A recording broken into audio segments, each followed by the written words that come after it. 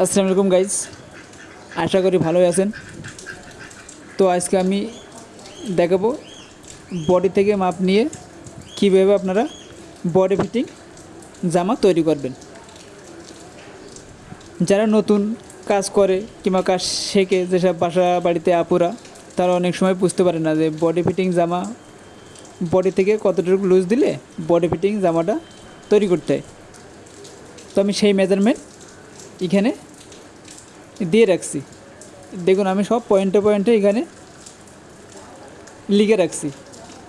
আপনারা এই লেখাগুলো ফলো করলেই আপনারা বুঝতে পারবেন যে বডি ফিটিং জামা কতটুক লুজ দিলে বডি ফিটিং জামাটা তৈরি করতে হবে।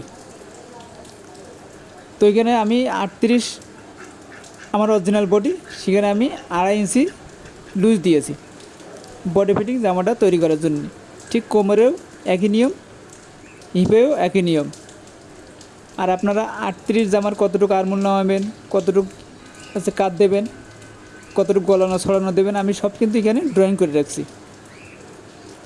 আর যদি কেউ আরও বেশি ফিটিং করে কামিজ, তাহলে আপনারা বডি থেকে মাপ নিলে বডির থেকে 2 ইঞ্চি লুজ দেবেন।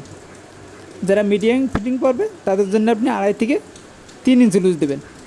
এর ভিতরে আপনি রাখলে আপনার বডি ফিটিং জামাটা তৈরি হবে। তো আশা করি বুঝতে পারছেন। আর আপনি যদি আমাদের চ্যানেলে নতুন হয়ে থাকেন, অবশ্যই চ্যানেলটা সাবস্ক্রাইব করে রাখবেন। ধন্যবাদ।